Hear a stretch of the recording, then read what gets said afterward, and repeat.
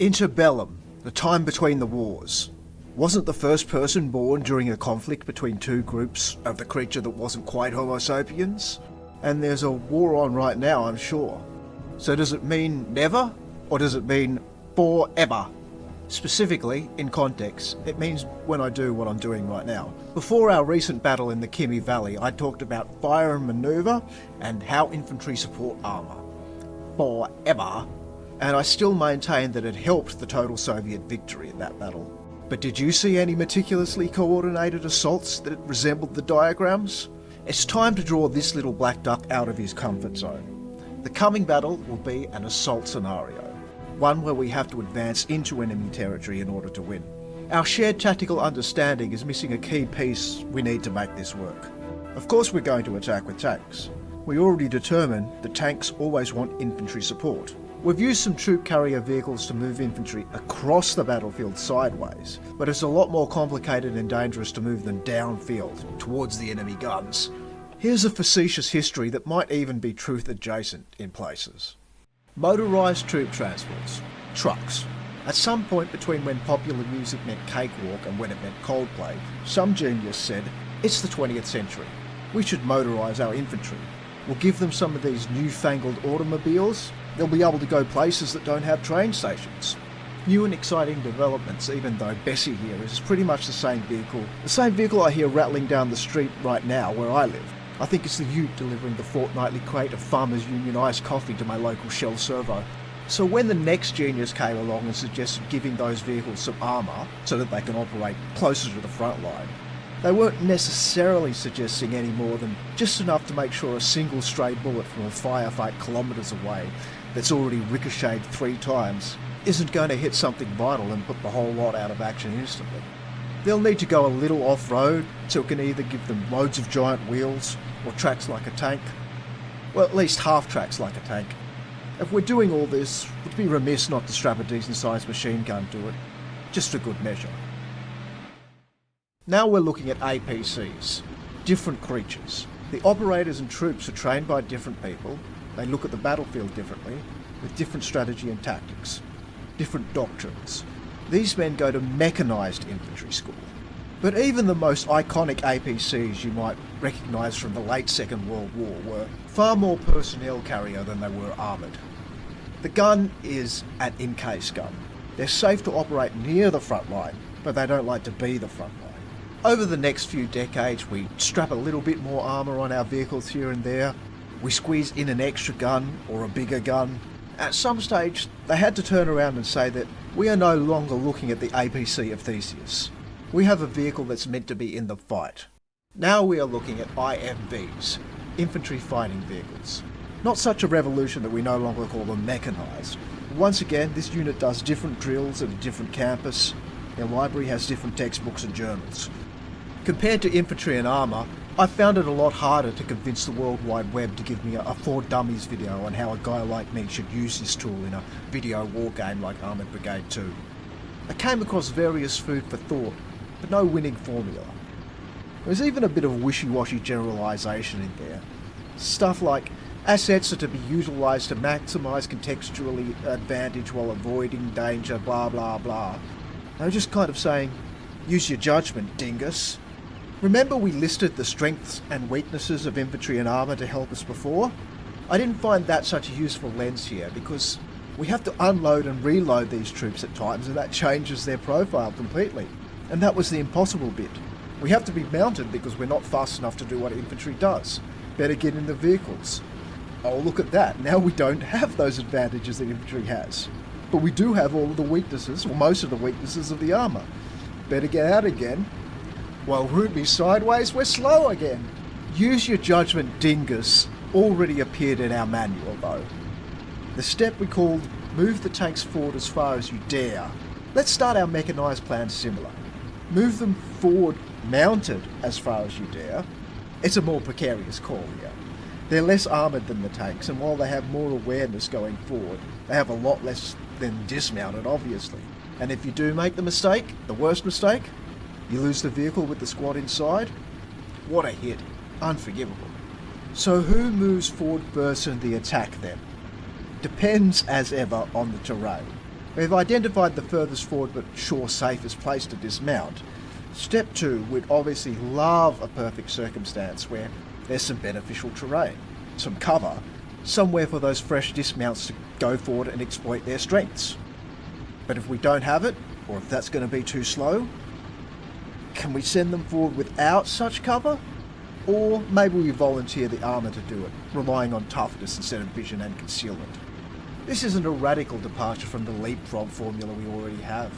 We've just added the safe dismount stage ahead of it. But what about the big F? Where's the fighting? At what stage would we want to move the carriers into engagement? At the current stage in our procedure, we've crossed a threshold where we might anticipate danger. Maybe it'll materialise or not, maybe it will be intense or not. We would move the IFVs up if there's a combination of it being safe enough for them and a situation in which they would be effective and they're needed. Still not a radical change. Leapfrog just has a third frog now. There's nothing unsound in this procedure, but I'm not satisfied. Armour and infantry together are the dream team. If they're struggling with the situation, I don't feel like sending in a few IFVs is going to be the ticket to turn it. I only really added the stage of bringing them up because they were there. I didn't do it because of combined arms principles. It's not to fill some missing role or to provide key support to the other forces. Look at some combat power prices. I'm not sold that taking fewer mechanized units but having them be cutting-edge IFVs compared to having more of them, and we have to be a little shy about the step where we bring them into the front line because they're more vulnerable, is good business. I could speculate on this forever, I think, but to give it half of a behind for half of a minute, if you find yourself with attrition in vehicles, you're going to wind up with perfectly capable infantry stranded without wheels. Maybe any point spent on survivability is generally a good investment because of that reason. Or perhaps I'll understand better when I see a typical frontline firefight with 1970s equipment. Our battles in the 60s so far haven't really entered the proper high age of the IFV. Perhaps extra firepower is about to become non-optional. At some point in the coming decade, they're going to start strapping ATGMs on the dudes. I bet there's also a social political element. The cold calculations I'm doing with combat power, in the real world I'd be trading more casualties in personnel for less loss in material. More armour on transport saves lives. When I was trying to teach myself how not to lose all your armour, I did that because I lost so many at the Hof Gap. Perhaps I need to turn this lesson into a hard lesson. This is an angle for the next mission. The map has got to go a bit deeper to give us some ground to cover, but I won't turn the combat power-ups quite so much as the game would recommend for increasing the size. We'll spread out a bit, so we're trying to generalise it. It'll be easier to be specific. We'll have a left flank and a right flank, 2 prongs. We'll be spread thin, so they won't find it easy to swap, share or support between them. Therefore, each flank is going to need a full suite of tools to do the job. Some armour, some infantry, a little anti-air and various other support. We'll make each prong pretty much a mirror of the other, but one will take a contingent of venerable APCs, while the other splurges their rubles on a significantly smaller contingent made up of the hottest, freshest IFB technology, and we'll be able to compare and contrast. The Armoured Brigade 2 mission generator is once again a laboratory for our combined arms experiments. We're here to test the capability of infantry fighting vehicles compared to the older paradigm of the armoured personnel carrier. The scenario is designed backwards from that premise, mostly. First, I wanted to find an IFB model that seemed to be well respected and didn't come into service too late, and I picked a date when that technology was shiny and novel. This wasn't so easy. Bros on the internet seem to love to hate these vehicles. Not as a whole, they just have massive specific beef with every individual model. And the American ones in particular. Yeah, normally the USA is your go-to nation if we're talking top-notch military kit. But today, Tecumseh Sherman sent me to his cousin Alan. We're back to the Federal Republic in early 1972 to play with the Marder. Some other mission settings, I put a little premium in novelty. After my experience in the Kimi Valley, the word you use for a lot of trees all growing near each other in a group and it begins with F, it still doesn't sound right to me, so I steered clear of any excessive patches of dark green. And also, Maybe you don't get it if you're not doing the clicking, but this whole selecting a square within the large maps thing, it's surprisingly captivating. It's easy to get a bit entranced by it, even if you're not being too perfectionistic. So I tried not to agonise, of course. I wound up in the Hof Gap, an egress between Czechia and Germany. Armoured Brigade 1 had a Czech expansion pack, but in the sequel the Soviets will have to cover this one for now. This results in a mild training advantage for us. Force type is of course mechanized, and previously I promised to let the computer take a little something with more oomph, so they can use armoured. Scary? A little, but I have newfound faith in infantry. Remember the diagrams. If being an armoured-centric force means less points spent on infantry, that's less support. It's actually a vulnerability for them. If we're clever enough to find a way to get our own infantry close enough, that is. More novelty, a change in season. I don't think it does very much. Snow cover slightly increases breakdown chance, I think. It means places that previously would have been clear terrain are now something with a slight chance of failure. This made the days in northeast Bavaria start looking very short, so I thought it was appropriate to start a little before dawn. This requires a moment of analysis, but we've already been here. The golden rule and master plan of the fight for Schwarz. We recognise that our NATO gear, in particular the range of protection for our MBTs, made us more effective at range than the Warsaw Pact side, and we leveraged that everywhere we could. Last minute revision here. I was under a huge wrong impression during that first battle. I thought that I had superior armour because it cost more points in force selection, but actually that additional points was reflecting the larger formation size more than the quality of the individual vehicles. Look, much of the logic still applies to the numerical advantage over the technological advantage, so we can continue without changing everything. I just wanted to mea culpa this one. Well, we meant to. Night limits vision, so it provides a little time at the beginning of the battle when this rule isn't so true. Maybe this is obvious, but I want to make it explicit. Really get this into the grey matter. It lowers visual range and slows down spotting, but it doesn't affect the toughness and lethality of the encounter once it begins. That's why it benefits the weaker unit. The golden rule of Schwarz, recall, was the weaker you are, the closer you have to get to be effective. Also bear in mind that as technology moves on, the equipment advantage will also include some night vision tech. It'll affect the formula a little bit. But we're the Westerners. Why start our attack when our advantage is diminished? You could make up a story about a beleaguered force we're rushing to relieve. No need. As the attackers, we're going to have to progress into ground already being guarded and watched by the opposing force. There is, in general, a visibility advantage for the defender. Starting 15 to 30 minutes before full light? The way I imagine it, if you look at the battlefield and see one or two particular problem spots that you dread having to pass through, you can rush a couple of people at full throttle to get across that while they still can, under cover of darkness. There's an option in here I never spotted before. Defender can be dug in or fortified. A little bit too much novelty for now already, I think, so we'll turn all that off. For combat score, the game suggested 3360 for the attackers and 1680 for the defenders. I needed a little more and wound up setting it to 3840 versus 1920. Here is the heart of the scenario, the two contrasting mechanised contingents. Marder platoons are 5 vehicles and they get an HQ. M113s are only 4 vehicles and a little under half the price, so I took 3 platoons and an HQ because we'll need someone helping command over on that prong. Is that too many?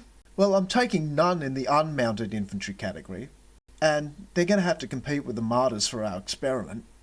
Never launch a significant assault, they say, without some good artillery. So I took one of these off-map gun groups. 1050 points.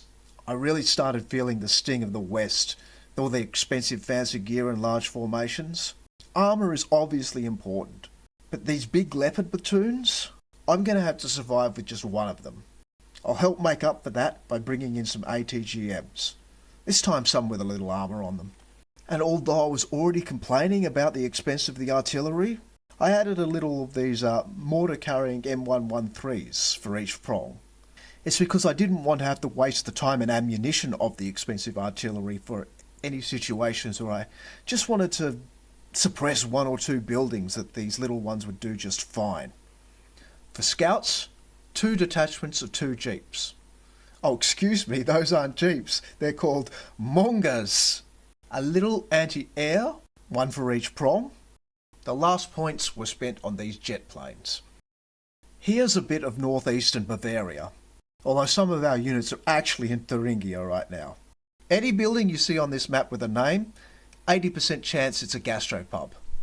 That's a load of schnitzel. We're passing right over Toppen, home to this massive transit hub. You think those schnitties drive themselves around? We have to simultaneously secure a crossing over the Saale River to Fattigsmüller.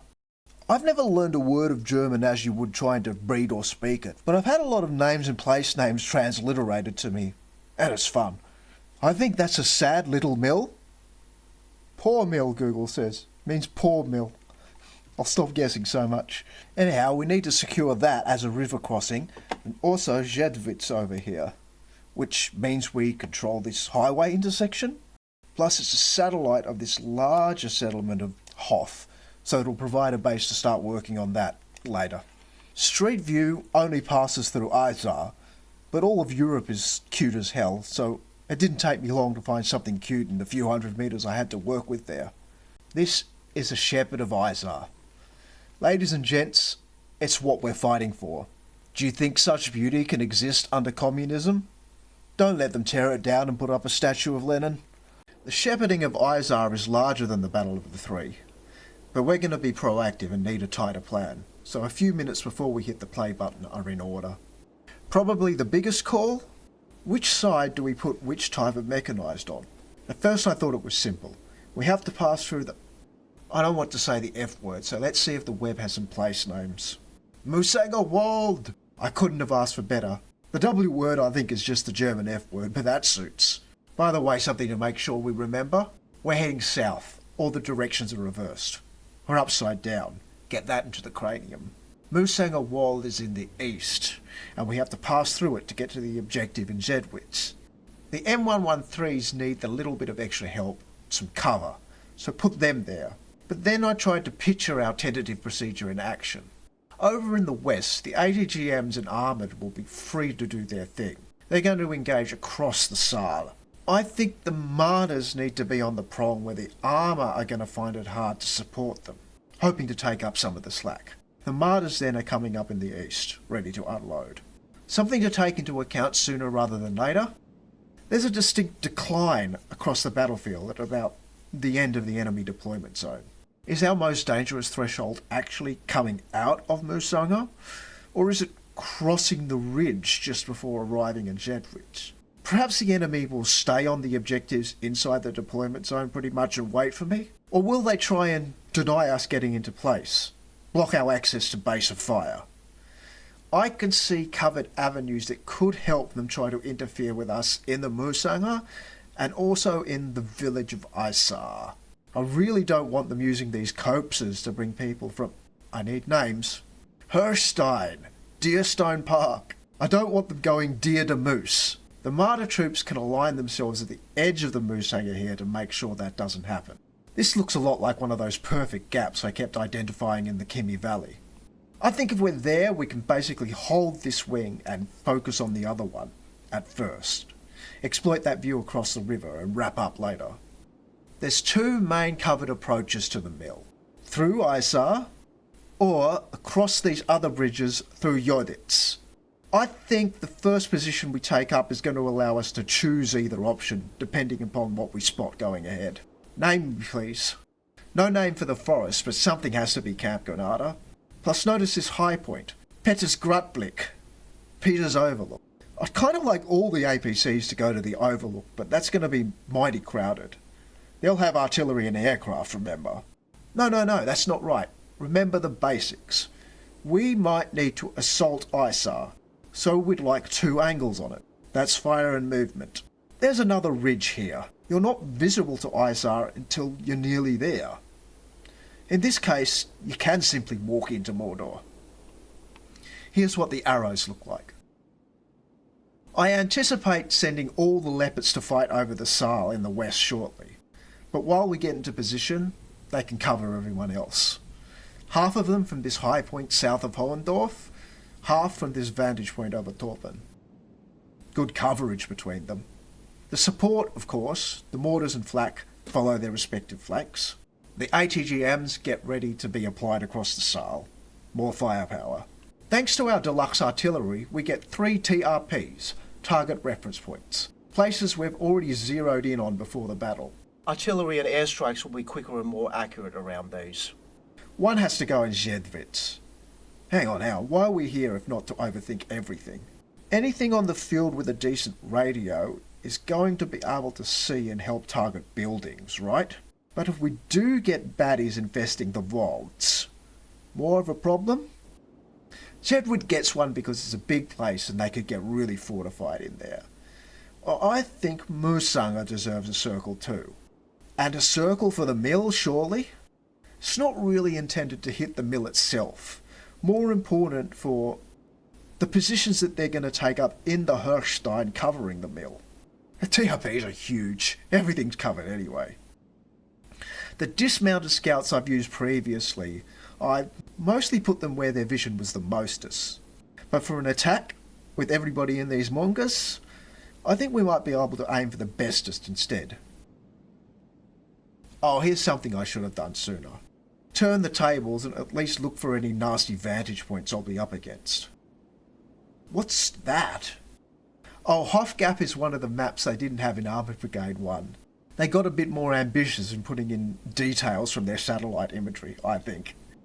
It occasionally does something strange, like turning this soccer field into a tiny Maginot Line. What are the angles I hate, then? And the words I hate? And the clothes I hate?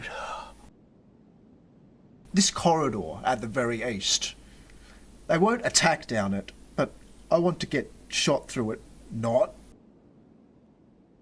Definitely be wary of these angles inside Isaar that can see right across the battlefield and behind Moosanger.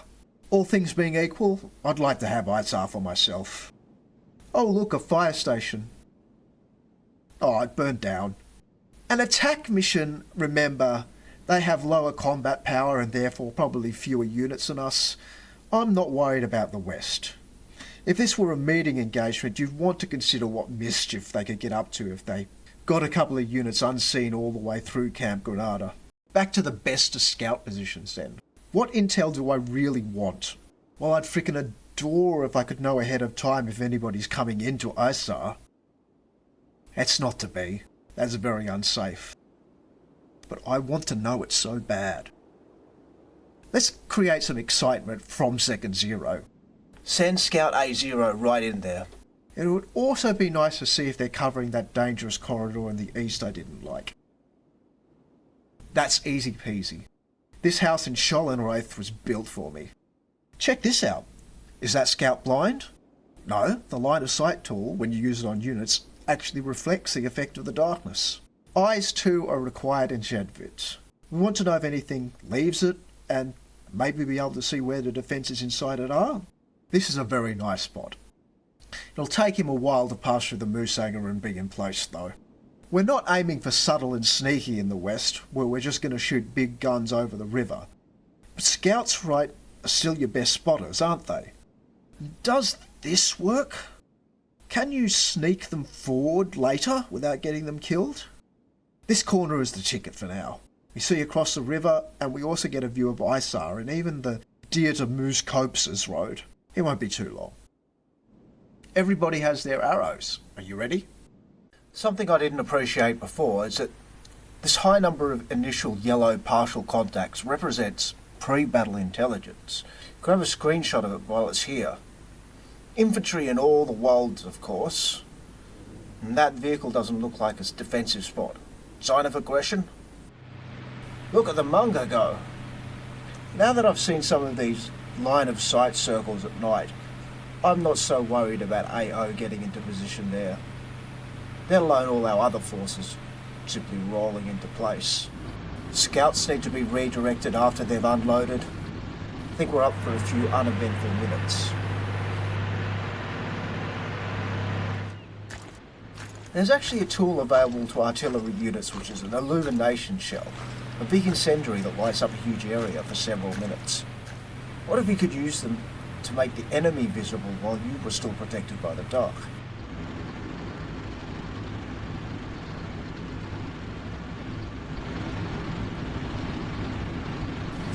Minutes 21, a partial sighting vehicles on the eastern sight line.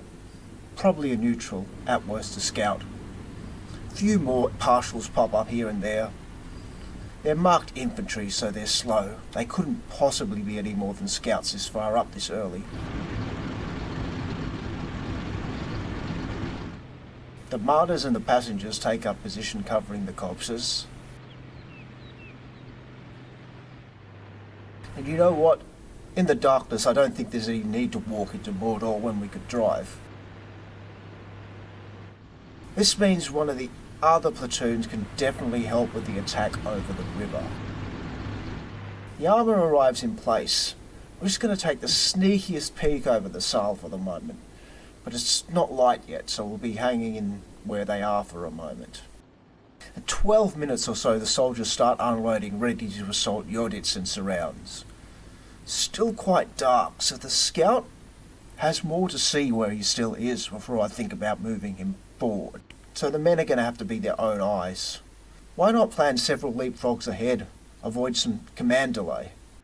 Here's a little tour of the angles around here so you can see how everybody will easily be supporting everybody else as they go ahead.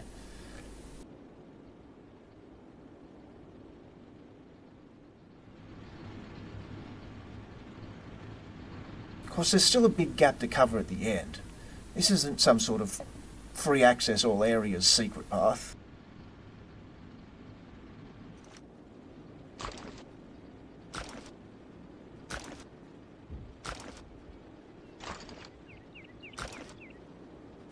It's 3 minutes later and nothing's happened.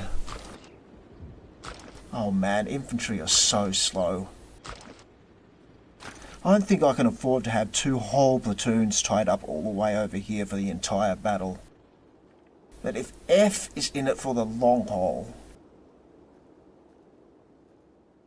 perhaps G can provide them with enough support just to get started and leave them to do it for themselves and go off somewhere else. As expected, most of the midfield contacts are turning out to be neutrals. But at 17.5 minutes we revealed this.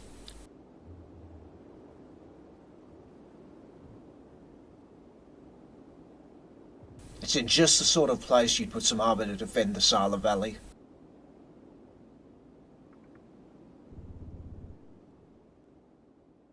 I'm right, of course. Spotted by G platoon. Already starting to see some white from the Leopard's line of sight. I'm ready to apply rockets to this flank already.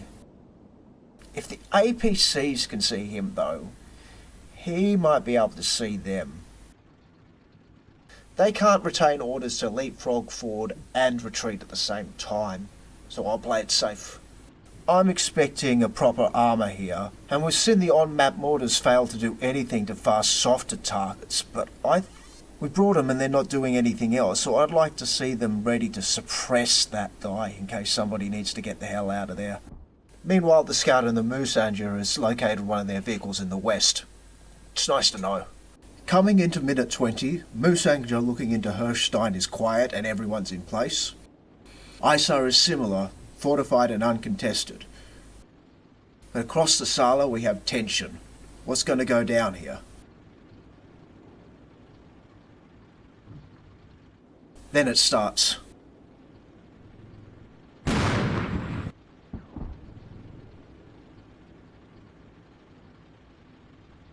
We're going to be able to bring multiple guns to bear on them, but between the distance and the cover, not very accurate or lethal.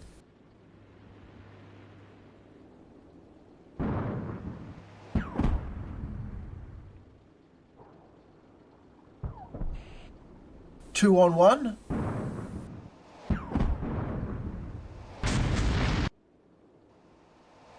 No, our Russian friend has a bush buddy.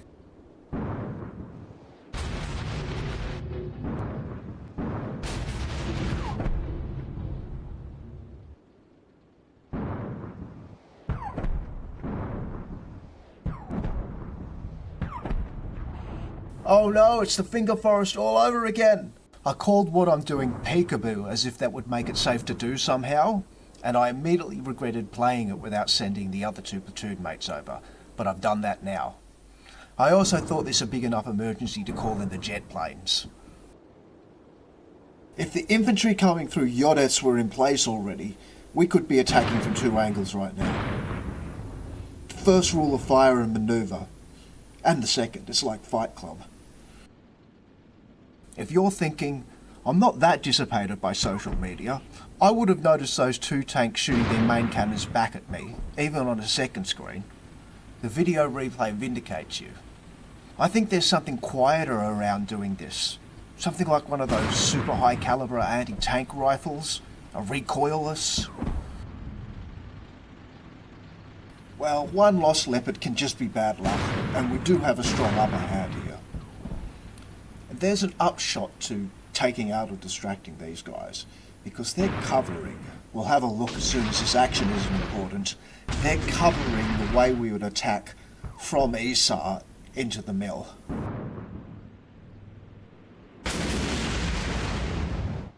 Incoming enemy fixed wings. You know, I get why people like to stick to the clarity and order of Second World War titles. Those jets aren't just not scared of going near my AA flag. I think they're targeting them. And taking them out? Once again, I'm wishing I took more than a single platoon of 5 Leopards. Every one of them is very valuable, and 1 little piggy has already gone to market. Didn't lose any there, luckily, but not through any effort of mine. I think that you just have to take extra of anything that's important, in case it has to pay the jet tax. I was trying to say, the vehicles we neutralised in the Sala Valley were watching this gap on the south side of Isaar. So Squad H are now free to make an attack. You're starting to feel like the number 1 activity you do, or at least that I do, in Armoured Brigade 2 is you stare at a tree line in the medium distance and fear it. It's time to assault, but I don't know how to do it. How do I shot rents? What are your options even? It's too far for infantry to cover in the open by themselves. Rely on toughness and bring tanks? A bad move, I think. By the time they're in range to spot the enemy, they'll be within range of their personal AT weapons and get themselves RPG'd real quick. Rely on speed, use the mechanized to transport troops closer. I sure as shit don't want to risk losing any with their squad still inside. Artillery and air support can't do their thing until something is spotted. I need to take a think. There's a couple of figures I didn't quite appreciate. Vehicle-mounted heavy machine guns can fire well over a kilometre. I think the low accuracy at that range means it won't be great for getting kills, but should be very nice for suppression. And with 288 explosive shells and 35 smoke, we can afford to use the artillery a few times on spec.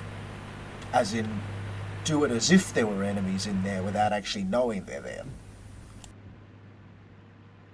If keen viewers notice a little inconsistency coming up, it's because the scary forest was so scary that it took me 6 months to get the courage up to attack it. I'm a different river, it's a different world, this is a different OS. I think the game engine might have even changed a little bit. I left me with more arrows than I could possibly do, Cypher. I'm going to have to trust that they somehow represent a solution, and work out the timing of the individual steps. I think I get a sense of the lay of the land. You've got some empty spaces to set up lines of fire, but also some cover to mix it up a little bit. Those jets I sent in a panic do a flyover of Sweden yet.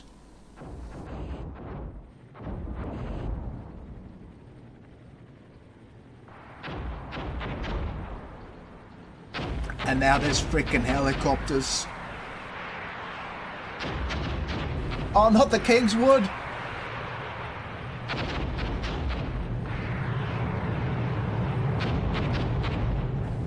Where's my flak? Don't I have flak everywhere?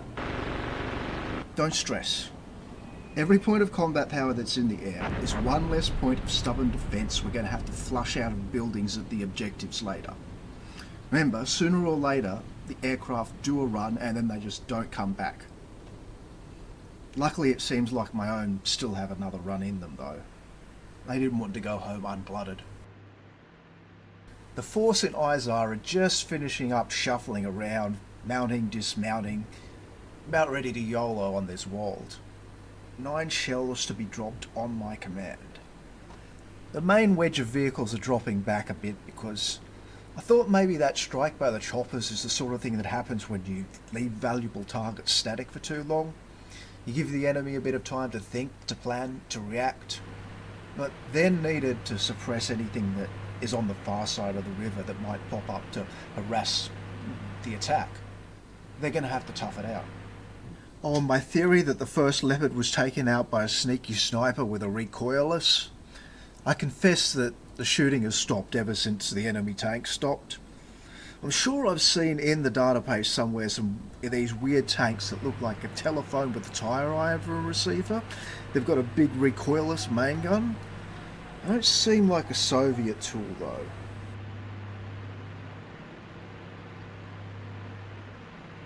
I just don't know. I don't know why my tanks blew up and I didn't see any traces of any shots coming in.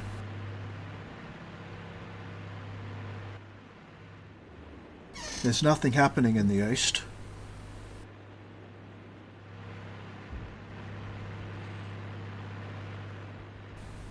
Enemy scout just sitting in the snow. Do I care?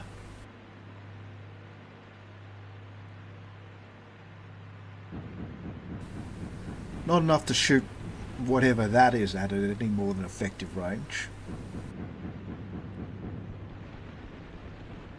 It's flak. Yeah, I need you to save yourself for flying things. No, what am I thinking? What have I learned? Nothing? Scouts are the most powerful units. Take him out. They don't have AT, so a leopard ought to more than do the trick. Quick noto bene from the future though. I have noticed that the scouts we have in the Mungas are packing some Panzerfausts. We are about to see something very Cathcart approved. A beautiful attack on nothing. Shells are dropped and almost none of them hit our own guys. We mount, we dismount, we move sideways, we duck, we weave, we flank, we support, we leapfrog. Oh, I told you that poor scout didn't stand a chance.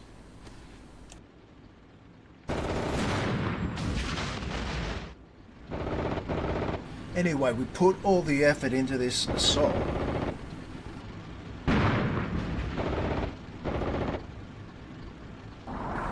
But the field is, and probably always was, empty. A lot of time, significant material, my own brain glucose, in exchange, a couple of hundred of useless meters. At Schwaz, I mentioned how I didn't really appreciate defensive depth. I think I might be learning. A simple ideal of the concept, think trenches in the Great War. Very simply, don't bunch your troops up all in one place. You're not vulnerable to a single barrage and assault. Based on what's happening here, let's abstract that a little bit. An attacker has to do proper assault and fight at every sign of resistance as if that were tough resistance, even if it isn't. You have to do a full swing at every shadow. So, as a defender, cast every shadow you can. Tire them out, exhaust their resources, give them chances to make mistakes. Don't forget that in these assault scenarios, tickets are ticking down against me as long as I don't have those objectives.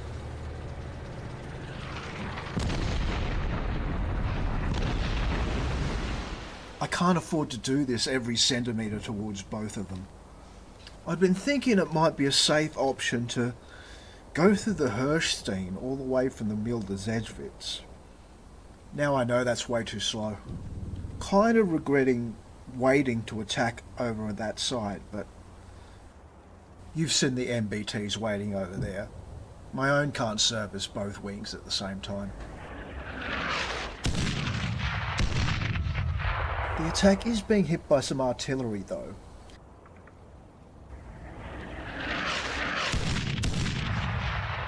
But what are you supposed to do when every 2-minute slob on the battlefield has binoculars and a radio and can act as spy? I can't hide. Let them drop it all now so they're not doing it at some vital moment when I'm storming the objective or something. Before H moves to the far edge of the field wall and look at the mill, I'd like to mount F and bring them around to hit them from the west at the same time.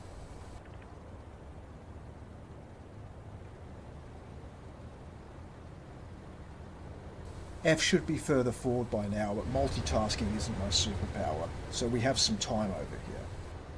G, the APC's on the close side of the river. They're still feeling a bit excessive, but they're part of the experiment, so they're also mounting up and going to come to bear on the Farder's mule. We'll just have to take note of how excessive they are, and that will be our data.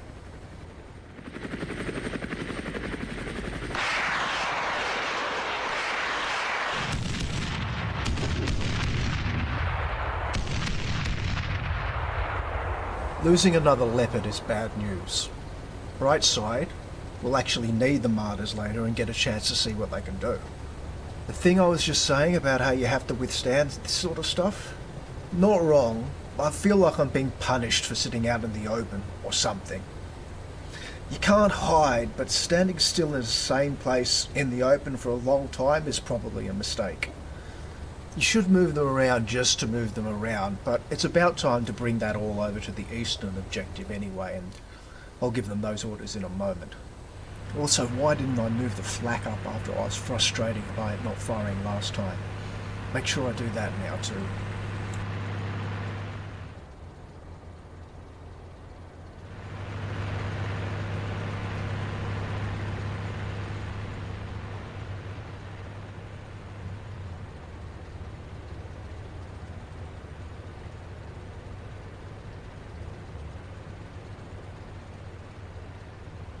But did you notice, right, that those enemy MBTs, big threat to anyone wanting to cross the gap between Moosanger and Zedwitz, will generally come up on that side. But could I just stick to the far side of the ridge the main road follows and avoid them altogether, straight into the objective?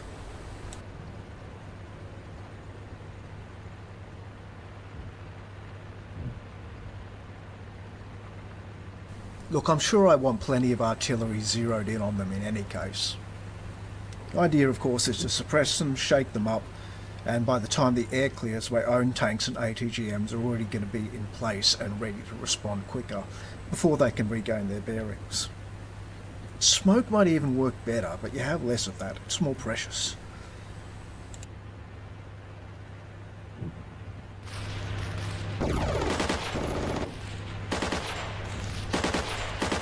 Stumbled on some enemy infantry in these buildings near the bridge on the way to the mill.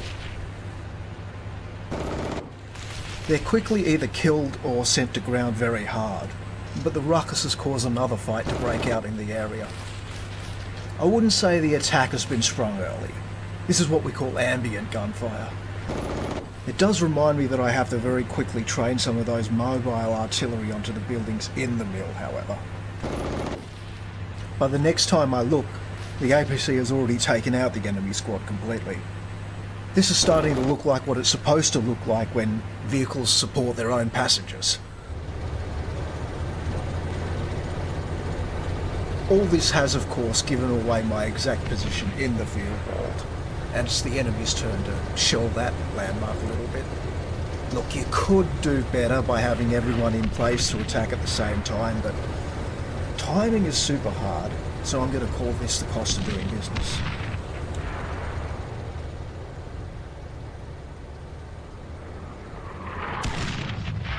I've caused the Marders to stooge around for a little while because there's something I don't quite get about the interface for controlling these formations that are split foot and vehicle.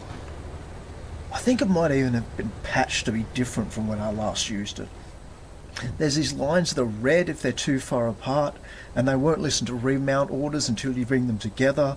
And then I tried to bring them all together and they lined up in formation instead, and they were still too far apart and getting into dangerous areas.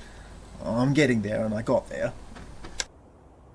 Also, let's see if we can't use this scout to get us a little preview in the east by crawling through this forest here. I would appreciate better intel over that way. The heavy vehicles can't move towards the enemy armour until we know that there's not a bunch of stuff waiting to whack them across the other axis. But I will plot a move part of the way there, just in case there's enemy infantry in these tiny little copses here, which that would be useful to shell.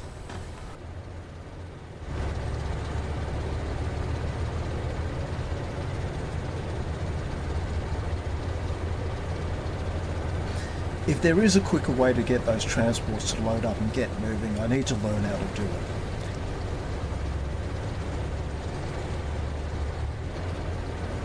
It's been over 10 minutes since I clicked on them, supposedly to finally get them to get a move on, and they're only just getting it on right now. Won't take them long to close though.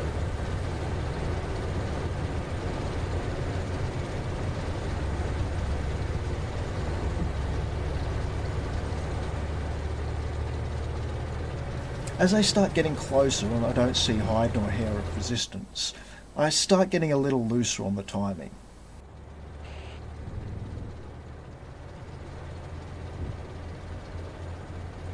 I move H to the edge of the fear wall and start unloading G well before F are in place.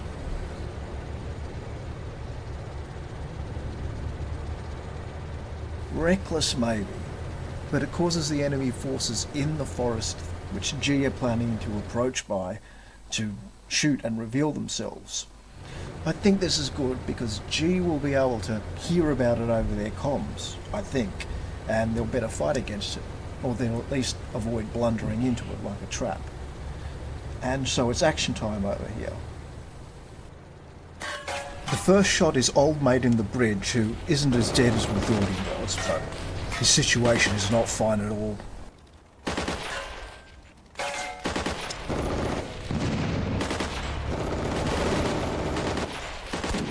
Then enemies are spotted inside the buildings at the mill objective. The poor bastards don't know they're already inside the salmon squares of death. I didn't catch what killed H2 ABC here, but I assume it's an anti-tank weapon from someone inside the mill. It's just what infantry need to help them get into cover, but more of that cover is occupied than I anticipated, and they're having to fight for every skerrig of it that's this side of the river.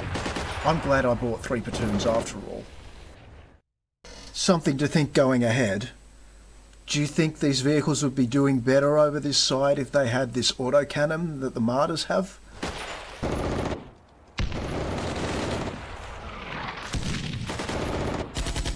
This sort of exchange continues for a couple of minutes while Platoon G come along.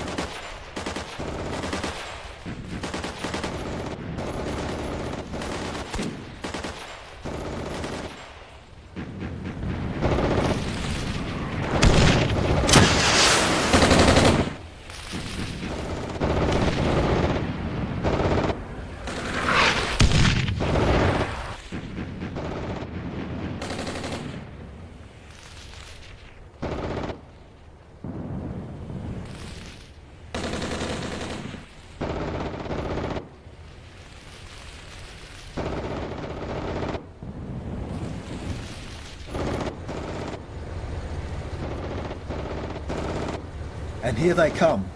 Check out how much lead they're able to put into the woods as they drive along, as they approach, even though F have already got the enemy mostly under control. They'd better watch out though, because those audio contacts we made before but didn't see, I don't think we killed or fully broke them. They might still be in there, or maybe they dropped back in relative good order.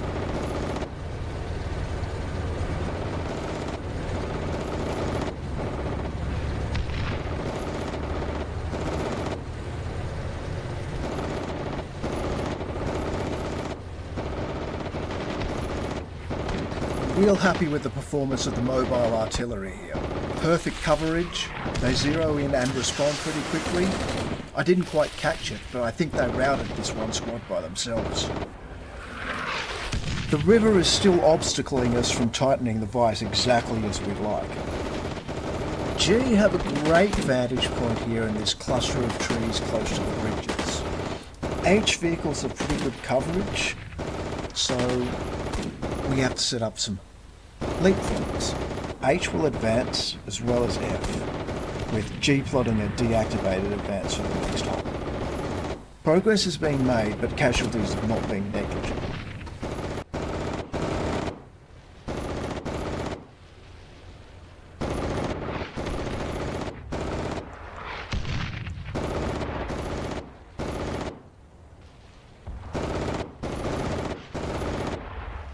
After another enemy squad goes down, that last one must be wondering what he did to deserve this.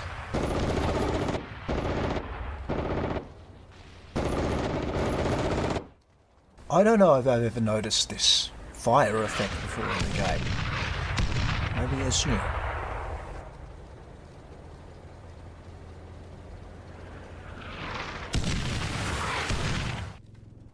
The end effect of all this destruction is that by the time F's dismounted troops are on the move, the whole front is quiet except for a light barrage on the troops from G and their little corps.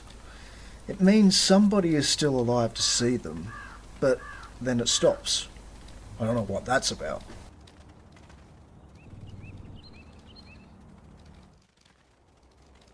With things so peaceful, I fast-tracked some of the leapfrog orders, setting them going before the squad in front has quite reached the very end of their own movements.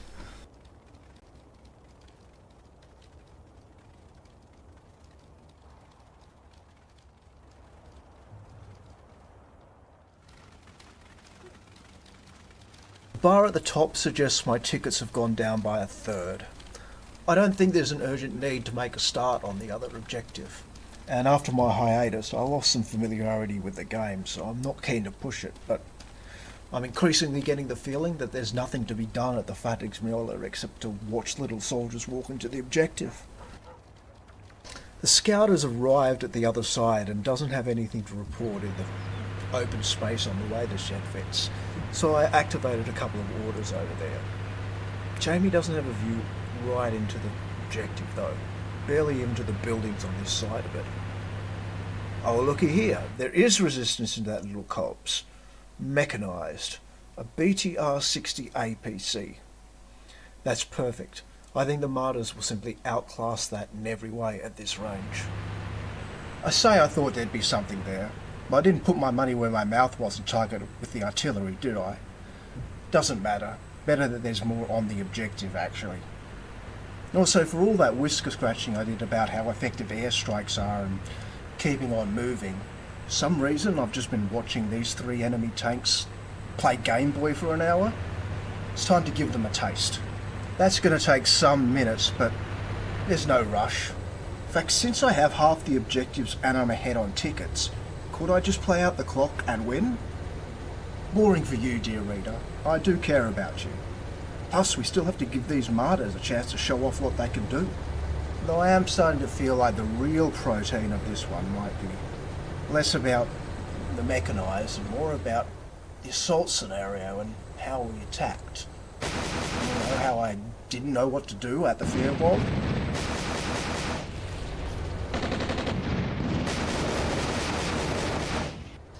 Having said that, what the Marders are showing off right about now is pretty good.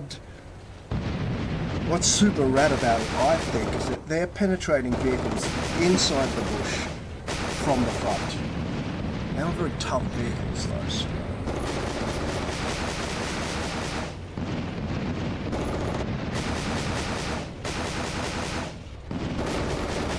Oh man, easy peasy.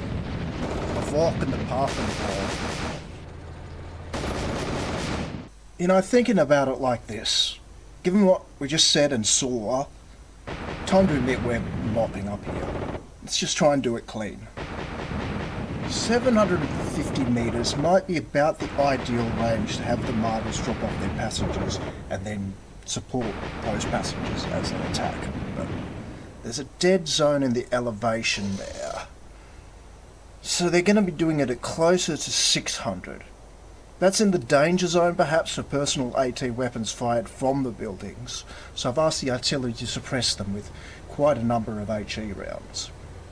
When I gave the Leopards orders to defend over the objective, they interpreted it very conservatively, dropping back from a distance of well over a kilometre and hiding in these bushes. Doesn't even look like they actually have vision over it, so I guess that they can see the buildings but not the ground around them. At any rate, this little bit of elevation at about 750 metres from the objective buildings will be a great range to be able to easily fire, but out of danger. Do note, however, there's this serious little depression at the northwest corner of the objective, which could be a wrinkle.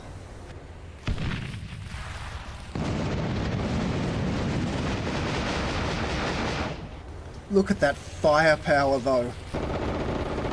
Was I saying that we should stick to the fundamentals here? Forget it. I'm unfreaking touchable. You know what? I put in the work at the other objective with cheaper equipment. It's time to let loose. The kabooms you hear are the shells falling on the objective. Very pleased with my timing there.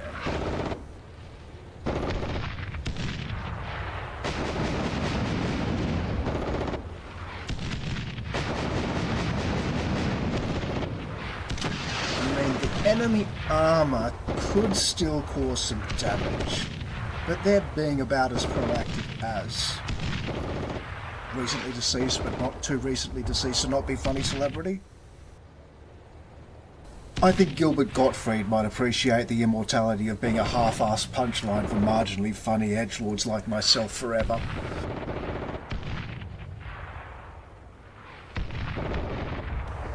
There's still some Leopards and ATGMs that I could hang around to deal with them in a pinch.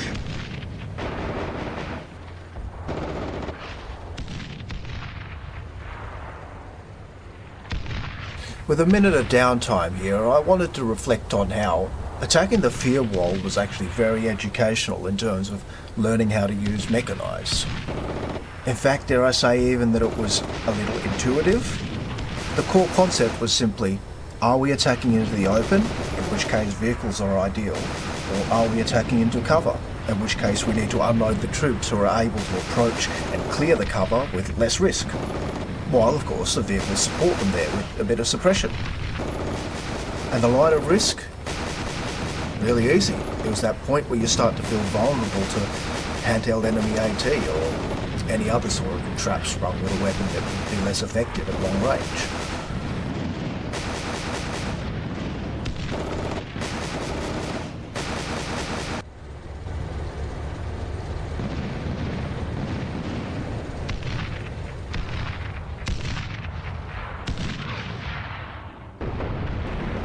Here come the jets.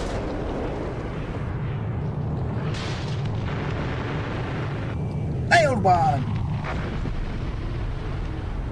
I hadn't dropped this artillery before because I didn't want to scare the vehicles away before the jets got a chance to do some real damage, so I'll drop them now.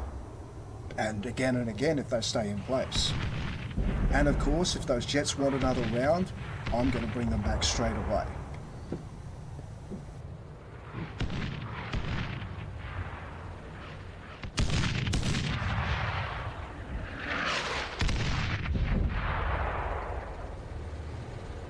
My symphony of destruction is very much underway.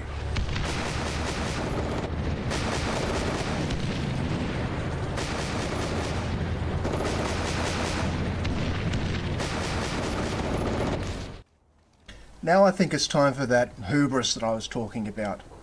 Relax a little, pour yourself a beverage, kick back with some Mussorgsky. Some Wagner.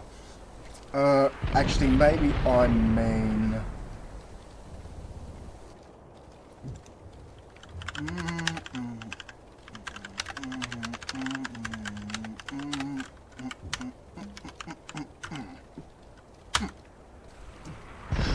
Welcome, use.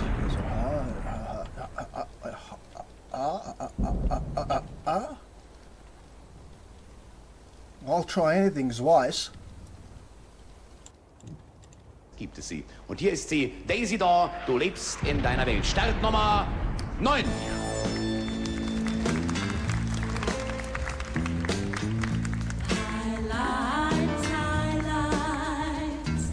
Good Himmel, Theseus doesn't totally suck.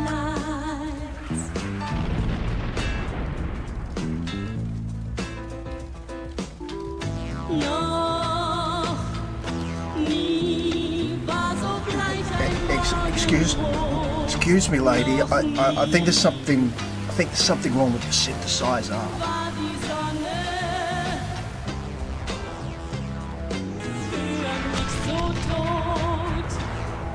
Oh, why does she keep singing?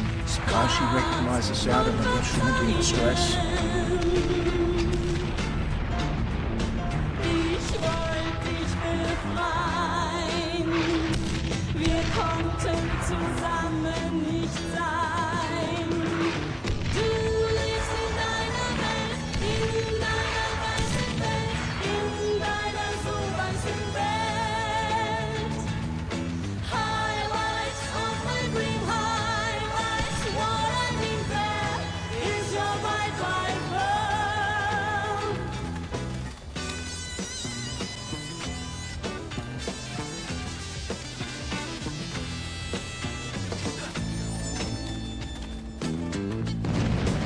That's right, boys, there's one we didn't count on. But it's only flak. It looks worse than it is. You can get through this. Imagine you're doing it for the lovely Miss Daisy Door.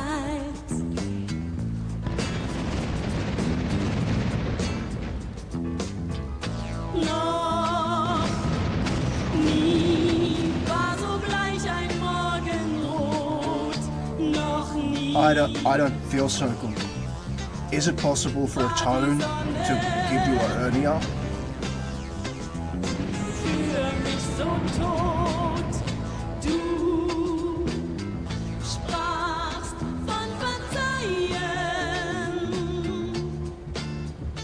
Okay, now quickly switch to the chorus before the audience notices it's just Taxman slowed down.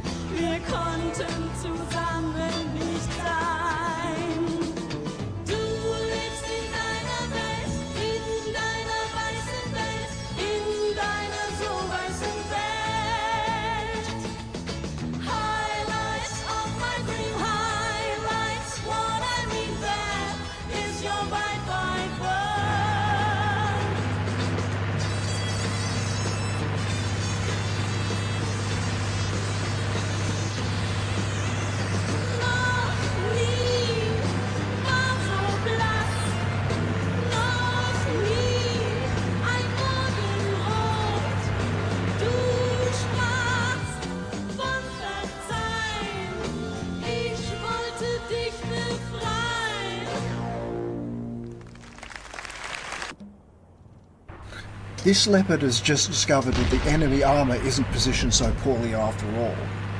They do have something of an angle on part of the objective, and also, unfortunately, the field which has my Marders in it right now.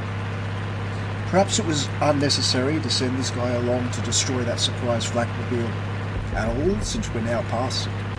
And maybe it's regrettable, because the enemy didn't seem to be able to spot the Marders before.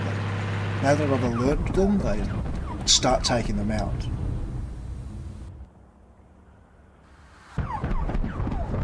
This is not a totally risk-free operation for this leopard.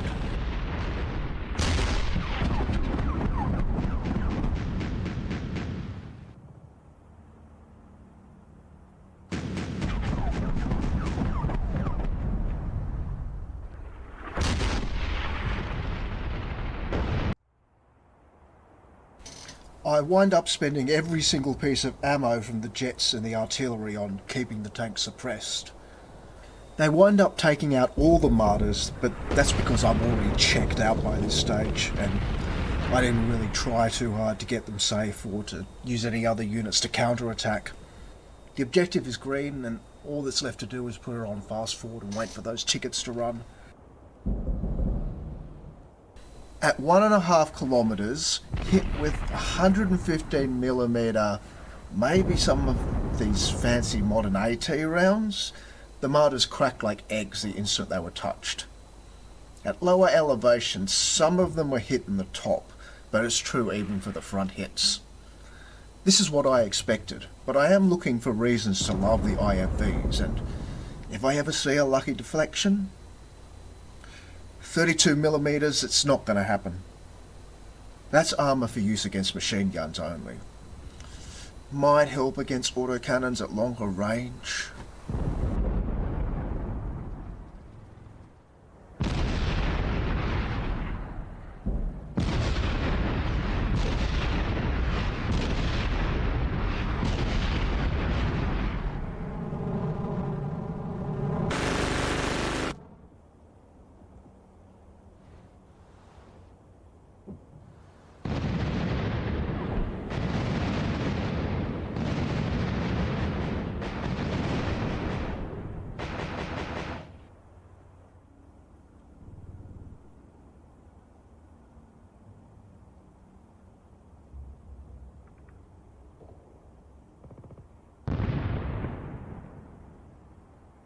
The town was captured as soon as I touched it. I don't see any bodies around it.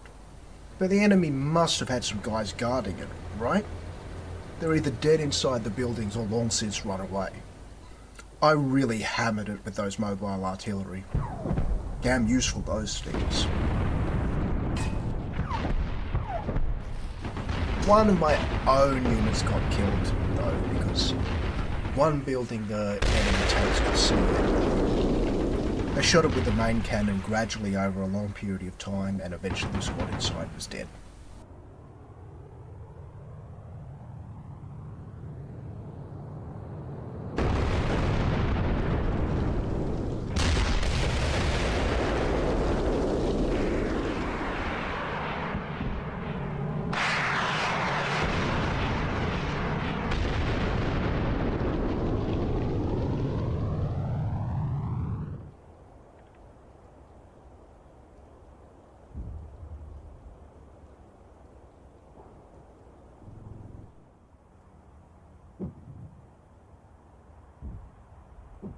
All too easy? Before we watch the replay, there's something I want to show you. You might recall our lovely 3,782 point setup. Here you might notice that it forms a line of armoured vehicles stretching across the whole length of the battlefield. But let's turn the tables and see 1,894 points on the other side. A bit thin, huh? We've got some tanks for either side, but not nearly enough when you know it's going to be a no-brainer that the enemy will be concentrating their forces to outgun you. There's another one here. I wonder where they wound up. Other than that, we've got a few APCs who were doomed as soon as it was revealed that they'd be up against the Marders. Just enough infantry to defend the objectives, and a light scattering of support that no doubt was bought with the leftover funds. Oh, and of course far too many points in the air. That's a problem, but what were they supposed to do given this? That's a tough mission.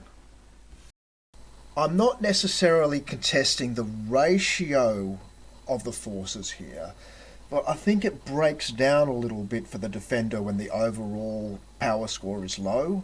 With a force like the Soviets had here, I think I'd be feeling like I had to keep everything in place in order to have minimum defence on all the important places. But then, how am I supposed to eke out an advantage? How am I supposed to have a battle of wits with the enemy commander if I don't also have some additional forces which are able to move around and respond to things? Look, I had a good time on my first assault scenario, but I'm gonna need a bit more challenge next time from the game. And I'll add a few more points in defence of the Soviets and the AI. First of all, because I'm making these videos, I'm playing very carefully. As soon as I hit that record button, I get a lot better at Armoured Brigade 2. What I'm saying is perhaps it's time to start giving the AI a few extra points to spend on forces as a handicap to counteract my giant crinkly genius brain. Second, I think I may have underestimated and understated the value of being able to pick your forces by hand. Like, the Soviets bought those expensive jets, and probably they got bang for the buck that they needed, but they weren't ideal for the objectives, were they? I'm not sure what the design principle of the random choice is, actually. Is it just a quick play convenience kind of feature for when you don't want to have to choose them yourself? Or is it also trying to create some unusual tactical situations? There's some thinking to be done too, based on the fact that there was all that extra time at the end waiting for the tickets to go down. First of all, that's plenty of time to bring some unmounted infantry units up, move them behind the front lines, and have them take over defence of the objectives to free up the mobile troops for the next assault. You might even want to use them for the assault itself so that you can save those mechanised units so that they can bang on to the next one. Point 2. I would have had time to move through the forests between the two objectives carefully and slowly after all. Although maybe not quite have the artillery munitions for it. The munitions I did save by not making that attack, I wound up using to suppress the enemy armour. Although, because there were so many tickets, and therefore because I had to suppress them for so long, I ran out well before the end of the battle anyway, so did I not get anything from being conservative with them earlier? If I'd put in the effort to launch a counter-attack against those tanks, they certainly would have come in handy. I'm not claiming I didn't get lazy and deprive you all of a little bit of action there, but doing it the way I did it is still science. We got to see what happens when you do that, huh? By the way, did you know they just released an expansion pack for this game? It's called Scandinavia. I've barely looked at it because up until now I've been quite involved in a battle that's rather a long way away from Scandinavia. It's a total coincidence they released that just as I was finishing this up. So that's for your information. For your health.